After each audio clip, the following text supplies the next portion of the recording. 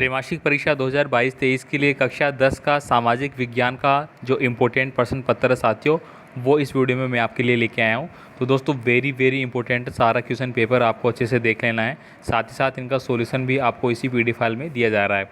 तो चलिए दोस्तों अपन यहाँ पे स्टार्ट कर लेते हैं त्रैमासिक परीक्षा 2022-23 के लिए कक्षा 10 के लिए सामाजिक विज्ञान एसएसटी का पेपर। यहाँ पे देखिए, जंगल सत्याग्रह किसके नेतृत्व में चलाया गया था? तो इसका सही आंसर होता है आपका दुर्गा शंकर मेहता।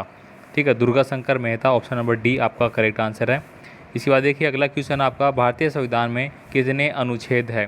तो भारतीय जो संविधान है उसमें कितने अनुच्छेद है? 395। तो ऑप्शन नंबर ए आपका सही आंसर है। आगे देखिए, राज्यसभा में सदस्यों की जो संख्या है वो कितनी होती है? तो इसका सही आंसर भी आपको यहाँ पे साथ साथ दिया गया है, 250।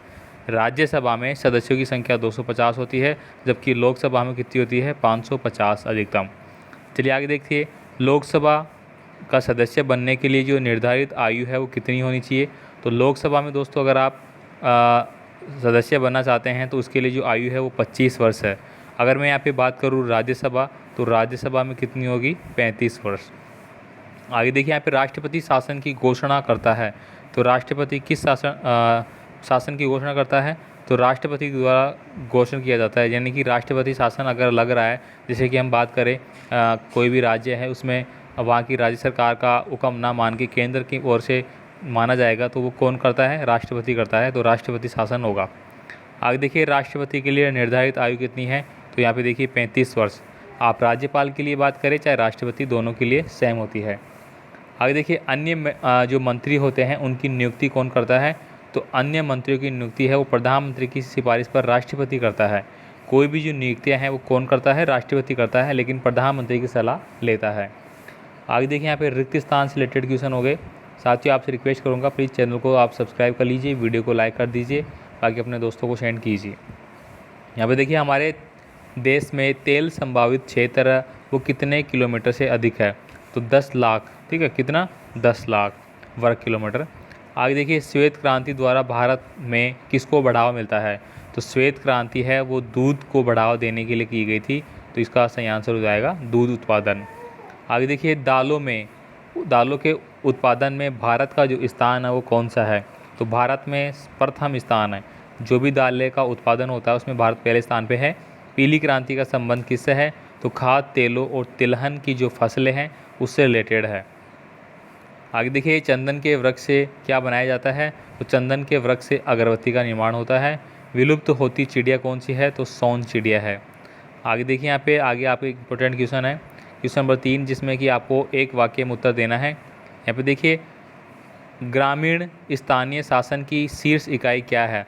तो वो क्या हो जाएगी आपकी? जिला पंचायत। शीर्ष इकाई पूछी गई है इसलिए जिला पंचायत। निम्न इकाई की बात करेंगे तो वो ग्राम पंचायत। पंचायत का कार्यकाल कितने साल तक का होता है? तो 5 साल तक होता है सरकार के अकॉर्डिंग। जलियांवाला बाग हत्याकांड में जो गोलियां चलाई थी वो किसके द्वारा चलाई गई थी? तो जनरल डायर के द्वारा। किसके द्वारा? जनरल डायर के। कब? 13 अप्रैल 1919 को। आगे देखिए, सन 1857 के विद्रोह का तत्कालीन कारण क्या था? तो चर्बी वाले कारतूस। जो नई एनफील्ड, रॉयल एनफील्ड जो उनको वो दी गई थी बंदूकें, उसमें चर्बी वाले कारतूस लगे हुए थे। बॉम्बे हाई प्रसिद्ध है तो तेल और गैस के क्षेत्र के लिए। भारत में बायोगैस ऊर्जा की उत्पादन क्षमता कितनी है? 19,500 मेगावाट। आगे देखिए, यहाँ पे सत्य और असत्य आपको बताना है। यहाँ पे देखिए, मंत्रिमंडल और मंत्री परिषद एक ही है, तो ये बात असत्य है, मतलब दोनों चीज़ें अलग अलग है। राष्ट्रपति को शपथ उपराष्ट्रपति दिलाता है, तो ये बात भी गलत है।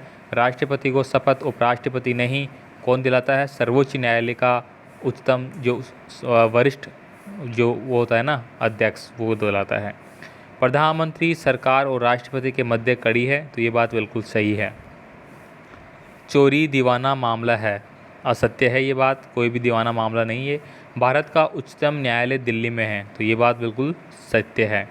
पंचायत का कार्यकाल 7 वर्ष का होता है, तो गलत है। अभी अभी हमने पढ़ा कितने का होता है? 5 साल का लिए। आगे देखिए, सही जोड़ी का आपको मिलान करना है।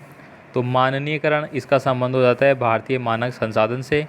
उपभोक्ता शोषण, ये कालाबाजारी से हो जाएगा। कोपरा, उपभोक्ता सुरक्षा अधिनियम से हो जाएगा। ISI, औद्योगिक जो वस्तुएं होती है उसकी मार्किंग करता है। असहयोग आंदोलन, कब हुआ था? 1920 अगस्त, ठीक है, अगस्त 1920। चोरा चोरी कांड है वो कब हुआ था? 1922, 5 फरवरी 1922। सविनय अवज्ञा आंदोलन का वो किसके द्वारा किया गया था? तो महात्मा गांधी के द्वारा किया गया था। आगे देखिए यहाँ पे इंपॉर्टेंट प्रश्न, मृदा अपवर्धन से आपका क्या तात्पर्य है, या वन संरक्षण के क्या उपाय है? दोनों में से आप कोई सा कर सकते हैं।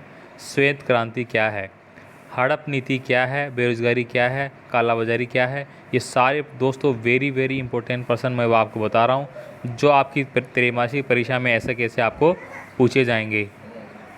नेक्स्ट देखिए, ईस्ट इंडिया कंपनी क्या है, या फिर मृदा अपरदन के कारण क्या है? दोनों में से आप कोई बता सकते हैं।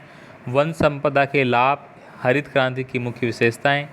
आगे देखिए 12 नंबर का क्वेश्चन है, घरों में लगने वाली आग के बचाव के कोई 4 उपाय, या फिर सन 1857 की क्रांति के कोई 3 कारण आप बता सकते हैं। उग्रवाद उदय होने के 3 कारण लिखिए, या फिर भारतीय राष्ट्रीय कांग्रेस के उद्देश्य बता सकते हैं। राष्ट्रपति के संकटकालीन अधिकारों का वर्णन कीजिए, या फिर समानता के अधिकारों को आपको स्पष्ट करना है। भारत एक धर्मनिरपेक्ष राष्ट्र है, इस बात को आपको समझाना है। जंगल सत्याग्रह क्या है? लिखिए। तो सारे वेरी वेरी इंपॉर्टेंट प्रश्न दोस्तों मैं आपको बता रहा हूँ, जो आपकी त्रैमासिक परीक्षाओं में आने वाले हैं। दांडी यात्रा का वन या फिर रोलेक्ट एक्ट क्या है? भारत छोड़ो आंदोलन की विवेचना कीजिए। राष्ट्रीय आंदोलन में मध्य प्रदेश का योगदान क्या है, वो आपको बताना है। मादक पदार्थों के बढ़ते सेवन का क्या कारण है? नशे पर प्रतिबंध क्यों होना चाहिए, इस बात को समझाइए। प्रजातंत्र की सफलता में बाधक 5 तत्वों को आप लिख सकते हैं, या फिर मानव विकास संकेतक के कितने वर्ग हैं। एटीएम क्या है, इसके लाभ बताइए। वस्तु विनिमय प्रणाली की मुख्य विशेषताएं क्या है। भारत में कितनी प्रकार की मिट्टियां पाई जाती है, इसको आप समझा सकते हैं। वनों का संरक्षण क्यों आवश्यक है, या फिर भारतीय अर्थव्यवस्था में कृषि के योगदान का वर्णन कीजिए। आगे देखिए यहाँ पे रबी की फसल एवं खरीफ की फसल में आप अंतर बता सकते हैं, या फिर परंपरागत साधन और गैर परंपरागत साधनों में अंतर, दोनों में से आप कोई सा भी कर सकते हैं। लास्ट देखिए, आपको टिप्पणी लिखनी है किसी भी। रानी लक्ष्मीबाई, तात्या टोपी, नाना साहब अथवा मंत्री परिषद के कार्यों का उल्लेख। तो ये दोस्तों पूरे मैंने प्रश्न पत्र आपको बता दिया है, पूरा पेपर, जो कि काफ़ी इंपॉर्टेंट है आपके लिए। तो आप पूरा पेपर को अच्छे से याद कर लीजिए, अच्छे से टिक मार कर ले। बाकी और भी जो आपके इंपॉर्टेंट पेपर है वो मैं आपको यूट्यूब के माध्यम से जल्दी बता दूंगा, ठीक है। मिलते हैं अगले वीडियो में, तब तक के लिए जय हिंद।